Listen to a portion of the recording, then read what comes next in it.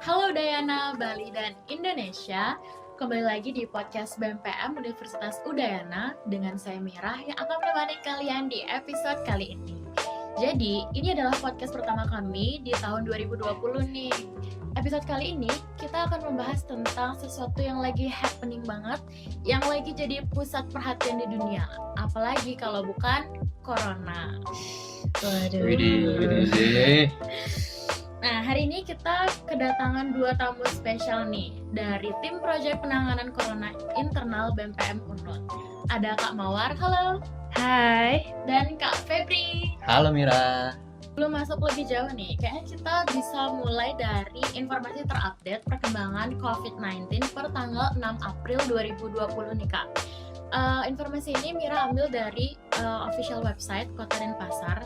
Mungkin teman-teman pendengar juga bisa ngecek informasi tentang perkembangan COVID ini di website covid19.denpasarkota.go.id. Di dunia sendiri nih Kak, kasus positif corona hari ini itu sudah mencapai 1.286.409 kasus. Wow, ini jumlahnya besar banget nih. Nyampe sejuta ya? Iya. Besar banget ya. Sembuhnya itu ada 270 orang ya, sekitar 270 orang. Dan meninggal sebanyak 70.356 orang.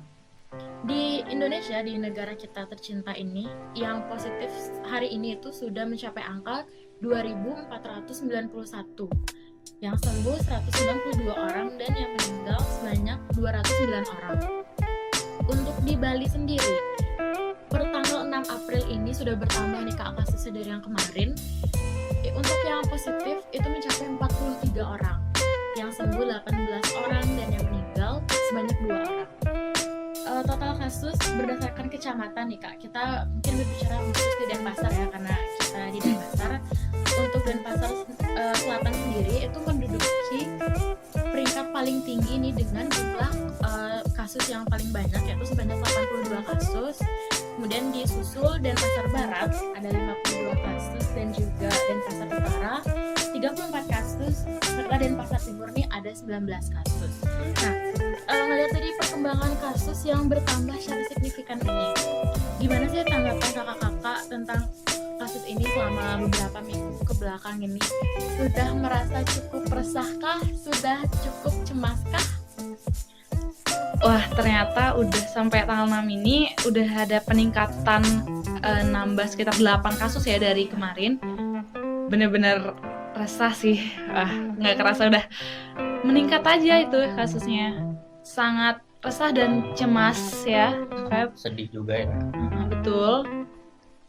Ya, seperti itu. Mungkin dari Febri? Ya kalau boleh jujur ya, menyedihkan banget melihat realita yang ada di Indonesia sekarang ini. Makin banyak yang dinyatakan positif dan segala macamnya. Tentunya prihatin dan kita doain bareng-bareng supaya musibah ini cepat berlalu sih. Ya, cuman ada kabar gembira juga di saat kita menambah kasus positif di Bali sendiri ya. Namun angka dari kesembuhan atau orang yang sembuh pun juga tinggi gitu dibanding yang meninggal. Itu sih salah satu optimisme ya, bahwa penyakit ini bisa kok disembuhkan. Nah, melihat jumlah yang sesignifikan ini namanya nih, apakah kakak-kakak ini sempat sih mengalami panic attack atau panic buying gitu? Kita buru-buru ke supermarket untuk borong makanan? Ya. Anak kos gimana nih anak kos? Ya. Itu jujur terjadi di aku Mira. Terutama kan aku anak kos, yang dimana notabene ya kehidupan sehari-hari ya susah-susah aja kayak gitu. Kayak pasti ada kepanikan tersendiri karena kan kita di sini sendiri, nggak ada siapa-siapa, nggak ada keluarga, ya harus lebih pintar-pintar merawat diri sendiri. Yang biasanya males-malesan nggak bersihin kos, mungkin sekarang bisa lebih teratur hidupnya lah ya, mungkin kayak gitu. Dari Mawar mungkin ada yang tambahin? Kalau aku pribadi mengenai panic attack, untungnya aku tidak mengalami.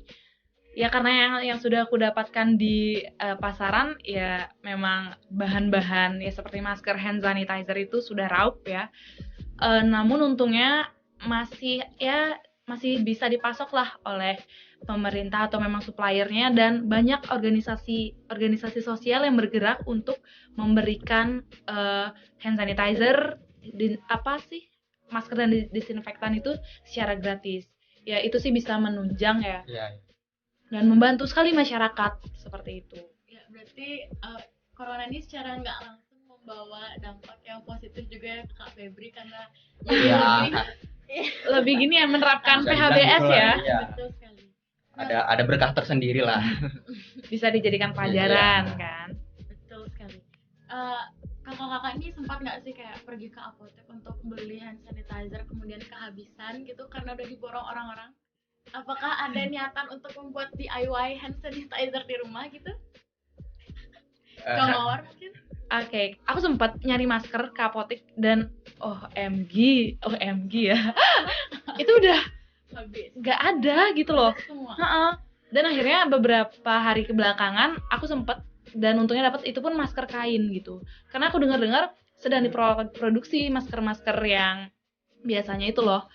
Dan ya untungnya banget ya mau nggak mau dengan walaupun harga yang cukup mahal, ya nggak apa, itu kan kita membantu rezeki orang juga ya. Dan sekarang pun sudah banyak yang menjual masker yang DIY juga. Kalau aku pribadi belum pernah DIY hand sanitizer karena aku pribadi juga nggak tahu gimana sih itu kandungannya, aku takut salah gitu loh, takutnya malah membahayakan gitu, jadi aku ya sama kayak yang dibilang Mawar, harganya udah lumayan tinggi kan, apalagi Iya. buat kita yang anak kos yang uang pas-pasan harus bener-bener pinter-pinter buat ngatur-ngatur keuangan kita kayak gimana. kok jadi sedih ya Mas? Ya, jadi cerita sedih ya. Nggak apa-apa, gimana Wis tuh? Ya Bisa. gitu. Alhamdulillah sih masih bisa diatur-atur sampai sekarang, masih bertahan hidup. Alhamdulillah, itu yang penting ya, harus survive di tengah wabah ini gitu. Betul sekali. Nah, melihat jumlah peningkatan korban corona yang terus meningkat setiap hari, khususnya di bulan Maret ini ya Kak, yang sekarang udah masuk April, bahkan isu lockdown ini kan terus ya santer terdengar gitu, kayak masyarakat tuh terus mendorong pemerintah terutama presiden untuk ngeluarin kebijakan lockdown ini. Tapi sampai detik ini nih, seperti yang kita dengar di media juga, Presiden Jokowi ini tetap bersikeras untuk nggak mau menerapkan lockdown di Indonesia. Tuh mungkin kayak belum mau ya menerapkan lockdown. Izin motong Mira, sebenarnya pemerintah udah menerapkan satu aturan yang dimana itu disebut dengan pembatasan sosial berskala besar, yang dimana kegiatan-kegiatan masyarakat yang melibatkan banyak orang itu dibatasi, terutama kayak kegiatan di sekolah, perkantoran, dan juga kegiatan-kegiatan di fasilitas atau tempat-tempat umum seperti itu Mira. Oh, kalau nggak salah berarti itu physical distancing kalau kita dengar istilahnya saat ini ya Kak? Ya pokoknya setiap kegiatan yang melibatkan orang banyak itu tidak ditiadakan sampai batas waktu yang belum ditentukan, seperti itu. Iya benar, sama kayak keadaan kita sekarang kan, kuliah dialihkan menjadi online, itu sebenarnya salah satu upaya ya dari implementasi PSBB ini gitu. Nah, jadi sejauh ini dari pengamatan kakak-kakak berdua ini, apakah usaha pemerintah yang PSBB itu atau physical distancing lah ya, mungkin masyarakat lebih akrab mendengarnya gitu, cukup efektif nggak sih diterapkan di Indonesia? Physical distancing ya? Iya. Kalau aku pribadi sih seharusnya itu efektif. Namun kejadian di lapangan seringkali bertolak belakang ya. Maksudnya itu ada beberapa yang memang mematuhi atau strict dengan protokol atau aturan dari pemerintah tersebut, namun sebagian besar juga ada yang meremehkan dan menyepelekan hal tersebut gitu loh. Sebenarnya perlu lebih tegas saja, meskipun sudah diimbau, tapi kesadaran masyarakatnya masih kurang, ya tidak akan sesuai dengan harapan pemerintah gitu. Menyambung dari yang perkataan Mawar, ada beberapa sektor yang memang pekerjaannya memang harus turun langsung ke lapangan, seperti itu, yang kayak seperti pekerjaan ojek online yang mereka benar-benar harus turun ke lapangan, karena jika mereka tidak bekerja mau dapat uang dari mana mereka. Ya, Mungkin ini yang bisa dijadiin pelajaran buat pemerintah terhadap hal-hal seperti ini, apa yang sebaiknya kita lakukan sebagai masyarakat yang pekerjaannya memang harus turun langsung ke lapangan, dan seperti itu. Iya, cuman ada beberapa yang aku lihat juga dari mereka yang pribadi yang sudah aware loh, membawa hand sanitizer, menggunakan masker, itu ya menurutku sih udah awareness yang baik ya. Ya selain physical distancing seperti itu. Setuju banget. Seandainya nih pemerintah benar-benar memberlakukan lockdown di seluruh Indonesia nanti, Mira penasaran nih, kira-kira kakak-kakak ini termasuk tim kontra lockdown atau tim pro lockdown nih? Udah kayak debat aja ya, ada pro kontranya. Kalau dikatakan tim pro atau tim kontra, sesuai dari artikel yang sudah aku baca ya, beberapa artikel yang aku lansir, aku sih lebih pada kontra. Aku belum gimana ya? Aku masih sejalan dengan pemerintah lah bisa dibilang untuk lockdown itu merupakan pilihan terakhir dari pencegahan ini, karena untuk lockdown itu memerlukan kesiapan yang benar-benar matang dari negara itu sendiri, baik dari suplai makanan, memang kesiapan warga dan pemerintahnya pada saat lockdown dan pasca lockdown. Dilihat dari saat ini sih Indonesia menurut aku pribadi ya belum siap sepenuhnya secara itulah finansial dan pemasokan suplai bahan makanan gitu. Namun tidak menutup kemungkinan untuk mungkin masing-masing daerah itu ya Feb ya, melakukan isolasi mandiri seperti yang sudah dilakukan di Banjar gitu kan. Isolasi mandiri dari pukul berapa gitu. Saya kan itu adalah salah satu upaya. Ya. Dari Febri sendiri gimana? Sama sih seperti yang dibilang Mawar, banyak hal sebenarnya sebelum kebijakan lockdown itu diterapkan yang harus diperhatikan, termasuk kayak kebutuhan masyarakat ya, apakah sudah bisa terpenuhi ketika kebijakan ini diterapkan dan apakah benar-benar efektif nantinya kebijakan ini. Benar. Karena kan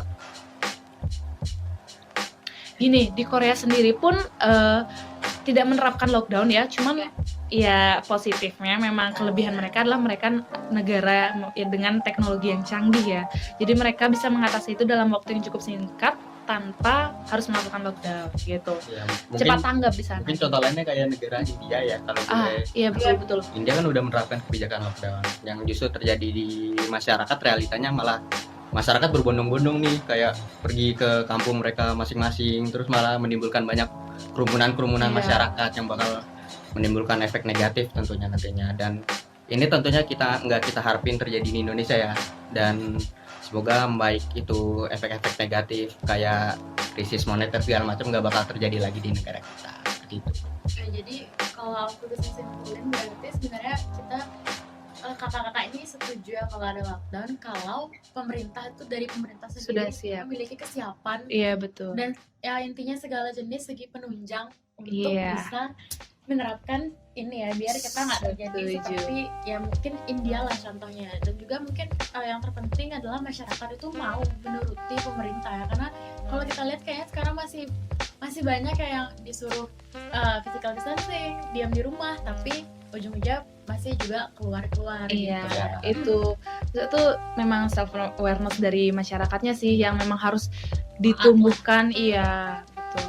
Setuju banget. Ya juga yang terpenting sih pemerintah harus sadar ya, kayak untuk memenuhi kebutuhan masyarakatnya apa aja yang harus sesuai dengan undang-undang yang berlaku, tentunya seperti itu. Iya. Masih ngomongin tentang physical distancing nih Kak. Dampaknya kita di Bali ini kerasa banget gak sih, karena Bali tuh kan lekat banget ya sama ada kayak upacara keagamaan yang menggait banyak masalah, misalnya kayak ngaben atau ngayah gitu ya kan Kak. Nah, kayak yang baru lewat kemarin nih, kita baru aja merayakan Hari Raya Nyepi kan nih, dan ada hal yang beda gitu di Nyepi kita tahun ini nih. Kita nggak ada pawai ogoh-ogoh, kemudian plastik juga dibatasi orang-orangnya, dan bahkan di beberapa desa pun juga ada yang meniadakan plastik gitu. Mira penasaran nih, kakak-kakak ini melewati Nyepi yang kemarin tuh gimana sih, kayak ngapain aja waktu Nyepi, dan gimana sih perasaannya waktu ogoh-ogoh tuh nggak ada gitu, kayak apakah ada sesuatu yang hilang rasanya? Ya kalau dari aku sih jujur sedih sih, karena kan aku dari luar Bali ya, aku anak rantau. Kayak tahun kemarin tuh aku ngeliat ogoh-ogoh kayak seneng banget gitu, kayak ada hiburan, buat anak kos akhirnya kan ada banyak hiburan. Kayak pemandangan baru gitu kan? Ya kan nggak biasa aku lihat kayak gitu, kayak rame, tahu-tahu kayak keren aja Di gitu. luar Bali nggak ada lagi. Ya kayak menyambut Nyepi kok kayak gini, anjir seru banget ternyata. Sebagai masyarakat Bali asli, benar setuju Febri yang masyarakat luar aja sedih, apalagi aku merasakan juga lah, maksudnya yang teman-teman pemudi telah lakukan. Ini kan momentum yang sangat ditunggu-tunggu ya, menyuguhkan karya sekreatif gitu. Kan Ogoh-Ogoh ini sudah menjadi ajang yang dilombakan juga gitu. Sedih, banyak juga teman-teman yang kecewa kan dengan adanya keputusan bahwa pawai Ogoh-Ogoh ditiadakan dan diundur gitu. Ya semoga memang ini adalah cara yang efektif ya, karena memang pawai sendiri kan melibatkan sangat banyak orang dari berbagai latar belakang, bule-bule pun itu nonton. Nih Febri pun anak kosnya Iya. kayak nunggu di perempatan Kayak, persimpangan gitu kan. Kapan kayak Iya. nunggu banget. Itu juga salah Iya. satu menjadi kebanggaan masyarakat Bali ya, muda-mudi Bali. Wah ini nih Ogoh-Ogoh udah keluar gitu. Tapi ternyata untungnya sih bisa mengikuti ya, lebih baik daripada kita. Karena ini kan masalah bersama juga, tidak boleh egois meskipun memang ada beberapa kasus seperti itu. Dan juga Mira perlu diketahui di hari raya Nyepi di tahun itu Gubernur Bali ngeluarin kebijakan yang dimana 1 hari setelah hari Nyepi Iya, itu iya, benar. masyarakat tetap nggak boleh keluar dari rumah. Dan buat aku sendiri yang anak kos itu agak sedikit kesulitan buat aku, karena mulai dari bahan makanan aku udah menipis, terus uang pas-pasan kan, aku mau nyari ATM tuh kayak susah banget, ATM juga pada nggak bisa. Kayak Iya, karena mungkin perlu dipikirkan juga kayak kebijakan-kebijakan yang kemarin mungkin bisa jadi bahan evaluasi buat kedepannya. iya, karena pengumuman juga terkesan mendadak gitu Iya. kan ya, dan karena tersebar di media sosial itu tuh kebenarannya itu menurut aku diragukan. Itu ini bener nggak sih, paling hoax apa gimana kan. Jadi itu teman-teman yang memang rantauan yang sendiri memang di Bali itu merasa udahlah stok segini cukup gitu kan ya Pepe. Iya. Ternyata di hari itu memang dijaga ketat oleh polisi aksesnya, jadi ternyata Benar-benar toko-toko banyak kesulitan, tutup ya, buat gitu, kita. kesulitan untuk memperoleh bahan makanan. Jadi memang Nyepi kali ini tuh kita sepertinya harus memaklumkan keadaannya dan juga berusaha untuk mengerti bahwa pemerintah pun juga berat untuk mengeluarkan kebijakan ini, karena ya pastilah mereka juga kasihan sama pemuda-pemudi yang udah mengeluarkan waktu, tenaga, dan uang untuk membuat Ogoh-Ogoh itu sendiri sih. Ya, bener. Tapi sebelum Nyepi pun udah nyepi gitu, jadi ya udah nyepi dari awal gitu kan ya. Ya udah biasa aja. Sepi gitu, udah sepi. Nah, untuk berikutnya nih tentang kalau tadi kita kan bahas kerumunan itu karena agama ya Kak, karena memang ada urusan keagamaan gitu. Tapi gimana pendapat kakak-kakak nih tentang orang-orang yang masih aja nggak peduli, yang masih acuh dengan mereka tuh keluar rumah untuk hal-hal yang nggak penting gitu. Kira-kira ada nggak sih temen kakak yang masih kayak gitu, maksudnya nggak kurang mau lah menaati anjuran pemerintah gitu? Ada sih, Mira. ada masih yang Ada. kayak bandel-bandel gitu loh, yang Ya. merasa ya aku masih muda, imunku masih kuat, ya aku nggak bakal terjangkit virus ini kan ya. Ya Masih kayak santai lah. Iya, santuy misalnya banget kayak hidupnya. mereka udah gabut kan, nggak tahu mau Iya, ngapain iya, lagi ya. benar. Kayak acu-tacu sebenarnya. Ya udah tinggal keluar menurut mereka. Nah itu menurut aku sih peran dari keamanan lingkungan ya. Iya. Kan di Banjar sendiri tuh udah ada pembentukan pecalang seperti itu. Itu sih harus lebih diperketat loh orang-orang seperti itu. Ya mereka mungkin bisa aja maksudnya tidak terjangkit, tidak menimbulkan gejala dari corona ini ya, tapi dia kan bisa menjadi carrier yang menyebarkan ke orang yang lebih rentan gitu. Sebenarnya itu yang ditakutkan dari adanya Memang kumpul-kumpul harus ini. lebih ditegaskan sih dalam Iya, hal benar. peraturan-peraturan seperti ini. Ya sih, karena sepertinya juga peningkatan kasus yang signifikan ini salah satu faktornya karena mereka pun seperti menyepelekan ya. Iya benar. Karena mereka berpikir mungkin penyakit ini cuma buat orang tua dan segala Iya, macam. iya. Ya, Menyerang. padahal enggak sama sekali. So untuk para pendengar podcast kita bisa mungkin dijadiin bahan evaluasi ya. Mungkin yang dengar ada yang sering, aku nih sering keluar gitu. Masih Mungkin sering coba nongkrong. ditahan dulu. Merasa tersingkir ya. Jiwa nongkrongnya mungkin ditahan dulu sampai Iya. ini mereda lah ya. Betul. Betul sekali. Karena demi keselamatan bersama. Nah, Setuju banget. Nah, masih ngomongin tentang dampak physical distancing nih Kak. Kita sebagai mahasiswa tuh terkena dampaknya secara langsung nih tentang dimana kampus kita ini mengeluarkan kebijakan kuliah online. Nah, aku penasaran nih, kakak cerita dong, gimana sih pengalaman kalian tuh ngikutin kuliah online pertama gitu? Apakah membosankan ataukah ada part-part yang seru tuh kan? Sampai salah ngomong saking excitednya nih. Gimana Kak? Gimana Pep? harus dijawab ini. harus ya. PJJ. Gimana ya keputusannya? Mungkin begini Mira. Dari pembelajaran jarak jauh ini yang sudah berlangsung berapa minggu nih? Sekitar 2 minggu ya. Yang aku alamin sendiri, adanya perbedaan antara cara mengajar dari satu dosen ke dosen lain. Betul. Ada dosen yang benar-benar dia memberikan materi dan menjelaskan misal itu lewat Zoom, lewat pokoknya aplikasi yang video call seperti itu, Webex seperti itu. Nah, ada juga yang dosen yang kesannya hanya ngasih tugas saja loh, kayak tanpa memberikan penjelasan terlebih dahulu buat mahasiswanya, kayak kok tahu-tahu langsung tugas tanpa kita nggak dapat pembelajaran sebelumnya loh, materinya. Itu sih yang aku sayangkan dari dosen-dosen yang seperti itu. Mungkin dari Mawar bisa ditambahin. Iya, karena karakter masing-masing dosen itu kan berbeda, dan kepiawaian mereka menggunakan teknologi kan juga berbeda. Ada yang memang sudah mengenal teknologi ini sebelumnya, ada juga yang masih kaku gitu kan. Ya wajar lah, karena kita sama-sama dituntut untuk menyesuaikan lah dengan keadaan ini gitu. Sama sih serunya ya karena merasakan hal yang baru ya, hal yang tidak dirasakan pada saat belajar di kelas. Lebih atraktif sih aku rasa dari teman-teman aku, lebih berani mengajukan pendapat. Cuman itu ya tugas. Ya, mungkin keluhan para mahasiswa seluruh Indonesia ya. Mati bukan gara-gara corona tapi gara-gara tugas. Terus kan tugas. Jadi kasih deadline gitu. Jadi sebenarnya mungkin karena belum ada kesiapan kali ya Kak dari kampus, mungkin baik dari kampus ataupun dari dosen yang sama kita sama-sama nggak siap untuk menghadapi wabah yang sangat mendadak ini. Jadi kita juga sepertinya harus memaklumi. Iya benar. Untuk setidaknya dari kampus adalah ya usaha mereka untuk tetap memberikan pembelajaran dan mungkin mahasiswanya. Belum ada peraturan yang jelas ya antara dosennya harus ngajarnya kayak gimana, jadi masih secara individu dosennya maunya kayak gimana seperti itu. Iya benar. Ini kan kita lagi masa-masa self quarantine ya Kak.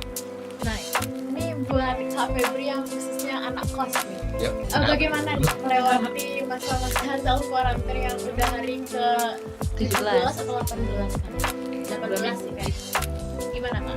Kalau dari aku sih ya awal-awal gabut banget, bener-bener gabut, kayak kerjaku cuma bolak-balik kamar mandi, kasur, Lagi rutinitas sama YouTubean, main game, udah gitu, ngerjain tugas. Tapi belakangannya aku kayak ada kerjaan baru, kayak ada kesibukan baru.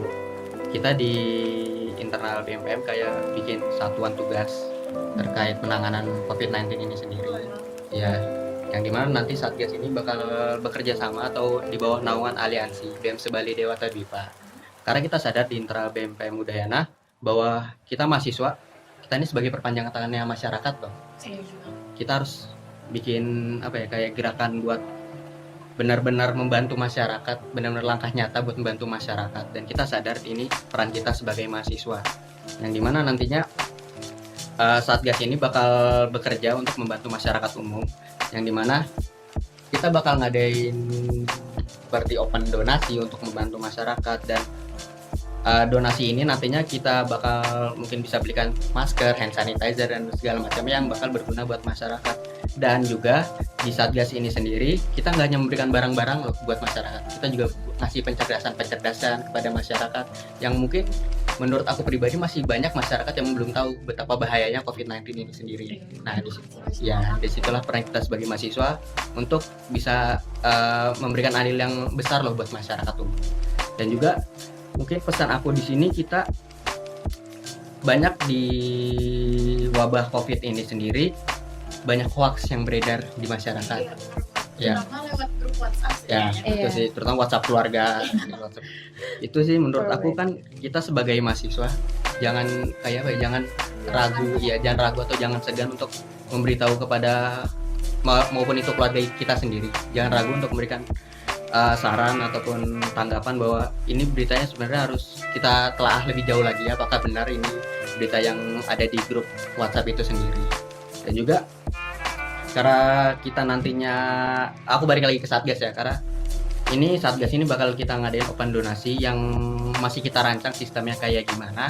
Dan buat teman-teman, aku sih harapannya bisa ikut andil dalam gerakan ini, karena kan kita juga membantu masyarakat secara luas. Dan untuk info lebih lanjut mungkin nanti bakal ada di share di akun BEM Udayana ataupun di Aliansi BEM Sebali Dewata. Berarti ini ada, jadi ini tuh gerakan dari Aliansi BEM Sebali ya Kak? Iya, betul. Untuk sasarannya, siapa sih sebenarnya sasaran dari kegiatan ini? Yang pasti masyarakat umum, Mira, baik itu kayak pekerja-pekerja yang masih harus turun ke lapangan, terus yang benar-benar gak bisa untuk berdiam diri di rumah, itu pasti menjadi sasaran utama kita. Dan kita masih merancang sebenarnya untuk hal-hal seperti itu, dan tidak menutup kemungkinan juga kita bakal ngadain bantuan untuk tenaga-tenaga terdepan, tenaga-tenaga medis yang garda terdepan, yang benar-benar vital loh. Kayak kita bisa ngadain ADP ataupun segala macamnya yang benar-benar membantu untuk mereka itu. APD. Sorry, Alat pelindung diri. Iya, terlalu bagus. Serius. Kalau misalnya teman-teman atau masyarakat umum nih mau ikutan Kak untuk donasi, gimana nih caranya? Atau harus lewat mana mereka bisa ikut kontribusi? Oke, untuk bagi teman-teman atau para pendengar yang ingin berdonasi, akan ada info lebih lanjut setelah dari perancangan sistemnya. Ditunggu aja di media sosial BEM Udayana dan BEM Aliansi Bali.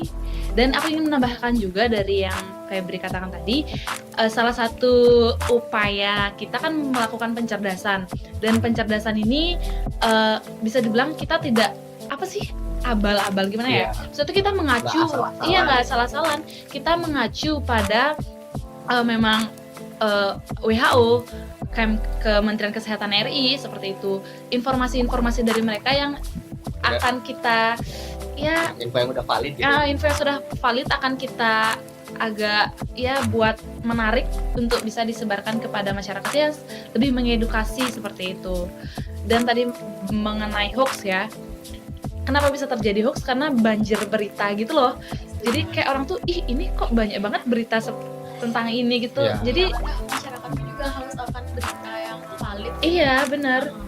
Kalau nyari tentang berita corona gitu di Google itu udah hampir berapa ribu berita gitu kan ya. Mereka pun juga mungkin susah untuk menyaring media yang bisa dipercaya. Itu. Dan dampaknya justru makin meresahkan masyarakat. Sebenarnya itu pihak-pihak atau oknum-oknum yang nggak bertanggung jawab itu loh, seharusnya itu ya mereka yang harus kita edukasi bahwa di saat seperti ini tuh bukan waktu, memang hoax tuh bukan waktu yang tepat gitu ya, maksudnya tuh gimana ya, memang hal yang sangat berbahaya gitu loh. Bukan hanya corona yang bisa mematikan seseorang, hoax pun bisa mengubah kawan menjadi lawan dan mengubah saudara menjadi seteru seperti itu. Memicu konflik juga. Media memang memegang peranan yang sangat betul penting, banget, krusial lah. Harusnya diberikan informasi yang edukatif, informatif, dan juga tidak membuat kepanikan lah ya kayaknya. Sekarang pun juga media sudah diatur oleh, sudah diberi himbauan dan catatan lah oleh Aliansi Jurnalis dan Komisi Penyiaran dan Media Cyber mengenai informasi ini agar tidak meresahkan masyarakat lah gitu. Dan mungkin informasi yang bisa disebar kayak informasi tentang membangkitkan optimisme nih dari masyarakat, bahwa kita bisa melalui musibah ini. Betul. Tadi kita masih bahas seputar self quarantine ya Kak. Kalau Kak Febri sebagai anak kos nih mengulangi rutinitas yang sama gitu. Kalau Kak Mawar gimana nih, kan tinggal sama keluarga ya Kak? Iya. Tips biar nggak bosan nih Kak menghadapi self quarantine yang entah belum ditentukan waktunya sampai kapan ya? Until waktu yang belum ditentukan ya. Kalau aku pribadi sih ini saatnya kita mengembangkan diri ya. Satu ya meskipun dalam keterbatasan ruang deh gitu. Kan di rumah aja gitu. Mungkin bisa mengembangkan hobi yang selama ini udah jarang kita ambil gitu ya. Kesibukan kuliah. Iya benar. Siapa tuh dari kita ada yang ternyata hobi melukis, bisa menggambar, menjahit gitu kan. Itu bisa banget dikembangin sekarang gitu. Melakukan hal yang menurut kita memang bermanfaat untuk diri kita gitu. Kalau memang ternyata jenuh dengan tugas gitu kan ya, aku pribadi sih biasanya dengerin lagu, nonton film atau drama Korea yang aku suka, Netflix gitu. bisa Lebih- memunculkan bakat terpendam juga. Nah, dan satu lagi yang terpenting itu merawat dan membersihkan lingkungan sekitar ya. Karena kan selama kita kuliah tuh mungkin agak apatis Udah. dengan udahlah Nggak ada waktu udah buat- capek kuliah kan, udah capek kuliah langsung rebahan gitu, Rebahan, nyampe ya. kos, nyampe rumah. Sekarang udah manfaatin waktunya untuk bersih-bersih rumah, kamar, membersihkan diri juga, merawat diri kan hidup gitu. lebih teratur. Iya Betul, benar. betul sekali. Nah, terakhir nih Kak, sebagai closing statement nih, ada nggak sih yang ingin Kakak sampaikan buat para pendengar podcast BEM Udayana ini untuk bersama-sama nih menyikapi wabah corona ini? Oke, virus corona ini kan tidak hanya menjadi masalah pemerintah dan tenaga medis ya. Ya. Namun masalah kasus ini atau wabah ini menjadi masalah kita bersama. Jadi ya memang harus kita bersatu bersama-sama seluruh elemen masyarakat tanpa terkecuali ya untuk memerangi virus corona atau COVID-19 ini. Saat ini bukan waktu yang tepat untuk saling menyalahi atau menjatuhkan ya. Ini loh seharusnya gini-gini pemerintah apa bla bla bla bla. Kita semua yang harus ya sama-sama menanggung resikonya.